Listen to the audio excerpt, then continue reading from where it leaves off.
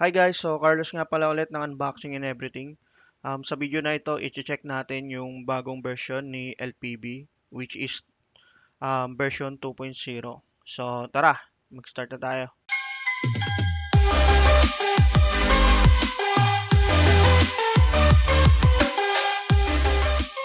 Okay guys, so ito, mapapansin nyo, nandito ako sa website ni LPB and LPB Piso Wi-Fi. Ayan, and then makikita nyo may version 2.0 na rin na nakalagay. Okay, so ayan guys, dito pa lang sa website guys, mapapansin natin bagong-bago na rin siya. So ayan, makikita rin natin dito guys yung bagong portal ni LPB. Ayan. So bagong-bago na rin, nagmukhang modern na siya, tsaka sobrang linis tingnan guys. And then guys, so nga pala kung gusto nyong i-download yung software ni LPB, ayan, nandito na rin sa website nila guys. I-click nyo lang tong download OS. So, ayan, makikita nyo, Orange Pi 03, Orange Pi 1, ayan, kayo nang bahala pumili kung anong OS yung gagamitin nyo. Okay? Ngayon, dito tayo guys sa advanced features ni LPB 2.0. Ayan, so LPB Cloud Session Time. So, ibig sabihin nito guys, yung mga oras or time ni client, ayan, nasa-save na through account nyo sa LPB. Okay? Tapos coin operated Wi-Fi.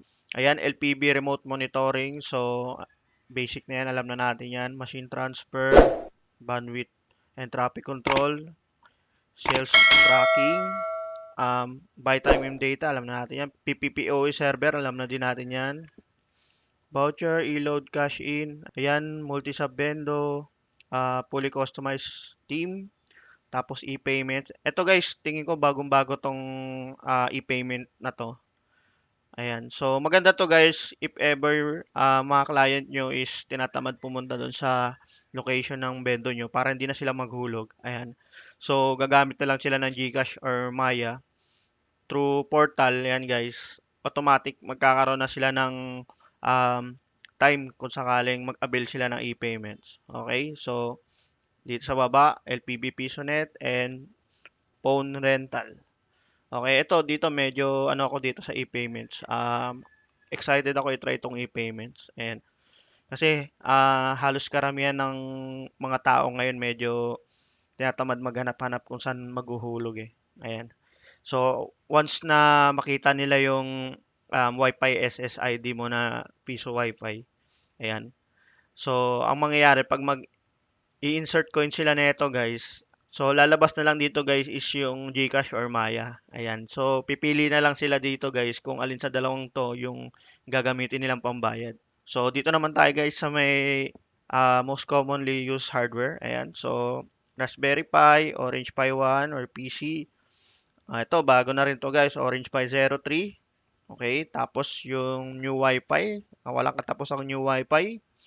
And then PC version and MXQ Android box. Okay, so eto guys, maganda rin to guys, yung Orange Pi 03.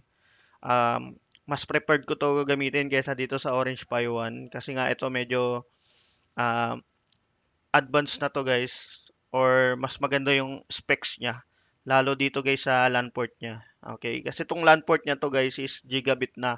Hindi tulad dito sa Orange Pi 1, 100 Mbps lang yung speed nito. Tapos guys, yung presyo ng Orange Pi 03 tsaka Orange Pi 1 or PC, ayan, hindi sila nagkakalayo guys. Tapos ang kinaganda pa nitong Orange Pi 03 guys, may mga variant siya ng mga RAM. Okay, meron siyang 1 gig, basta iba-iba yung variant niya ng RAM. Okay. Tapos, dito naman tayo ngayon guys sa may LPB license.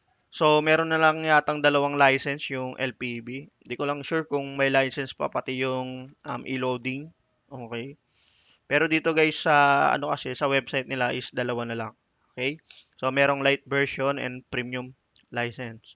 So, sa light version guys, 350 pesos tapos 1 year validity lang siya guys. Okay? Tapos ito yung mga features niya lang na pwede nyo magamit. 50 users, tapos one sub account, tapos yung remote monitoring. Okay, tapos Pag nag-avail kayo nito ng light version guys, hindi nyo siya pwede gamitin sa ano, version 15.3 pababa. Okay, so 2.0 pataas nyo na siya magagamit kaagad. Okay? Sa premium license naman guys, ayan, 700 pesos. Tapos 1 year validity. So, ibig sabihin, pagka nag 1 year na, mag-expire na yung license nyo. So, kailangan nyo ulit mag-avail ng 700 pesos. Ayan. Tapos yung mga unlock sa kanya is yung unlimited user, unli- unlimited sub account, unlimited PPPoE, ayan, lahat-lahat naka-unlock na, pati e-loading. Ayan, yung e-payments naman guys, ito yung kaninang sinabi ko. Okay, tapos yung validity niya guys is magwo-work lang pagka 2.0 din pataas. Okay, pero pag bumili kayo ng gantong license guys, kung gusto niyo hindi nag-expired, gagamitin niyo siya sa version 15.3 pababa. Okay, nakalagay siya. Still lifetime on version 15.3 and below. So kung gagamitin nyo to guys, license na to na 2.0 pataas, dito lang mag-work yung 1 year validity niya. Okay? Ang di ko lang sure guys, once na mag-expire yung 1 year validity niya, yung license na yun, magagamit mo pa rin pagka i-apply mo sa version 15.3 pababa. Okay? So, yun lang siya guys. And then, dito nga pala guys, kung gusto nyo bumili ng license guys, dito makikita nyo kung kanina kayo pwedeng bumili. Ayan, i-click natin tong Find a Distributor. So ito guys, makikita nyo lahat ng seller ng license or vendor ni LPB. Ayan siya. Iba-iba to guys. And yan. Pag click nyo to guys, lalabas yung kanilang mga Facebook account. And ito kilala ko to guys, si Ryan Sia. Sia o Sia? Ayan, basta yan yun. Sa kanya ako palagi bumibili ng license. Simula nag-start yung LPB. Sa kanya lang ako bumibili ng license. Ayan. So, legit seller yan, guys. Ayan. I-click nyo lang tong view para makita yung Facebook account niya or messenger niya. Ayan. Okay. Tapos ngayon, guys, ipapakita ko naman yung sa ano, sa e-payments or GCash. And magla-login lang muna ako dito, guys, sa LPB account ko. So, yun guys, naka-login na ako sa LPB account ko. So, makikita nyo yung dashboard, machine license and credit. Ayan, tapos sa baba, e-payments. Ayan, pag click nyo, ito yung lalabas guys.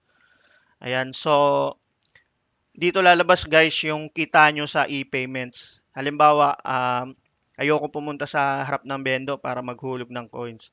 So, i-click ko lang sa portal yung e-payments. Ayan, tapos automatic magpa-pop up doon yung kung ano yung time na i-avail mo, kunyari 10 pesos. Ayan, tapos lalabas doon yung payment, ang tawag doon, parang payment form ni GCash. Ayan, and then, ayun na, magbabayad na kayo ng GCash. So, yung binayad na GCash ng mga client nyo, dito mapupunta sa e-payments. Okay?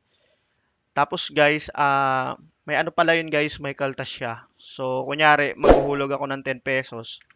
Ayan, so makikita natin yung 10 piso, guys, ang parang kaltas niya, guys, or commission niya is centavos lang. Ayan. So, ang marireceive mo total is 9.74 pesos. Okay? Itong 9 pesos na to guys, dito siya mapupunta.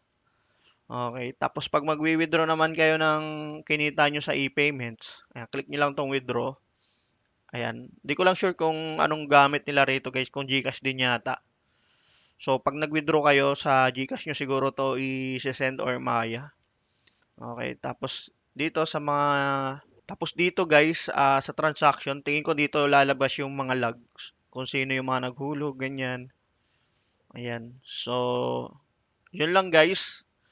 Yung ibang ah, yung ibang features ni LPB, lalo na yung hands-on ng portal niya guys, hindi ko pa natatry. Balak ko pa lang i-try guys kasi meron akong extra Orange Pi 03 dito. So, tatry ko i-explore yung admin niya or portal niya kung ano na yung magiging parang performance niya. Ayan. Kung ano yung nabago sa admin, ayan. So, abangan nyo na lang guys. Ayan siya. So, yun lang yung video natin guys. Kung hindi pa kayo nakakapag-subscribe sa aming YouTube channel, Unboxing and Everything, subscribe na.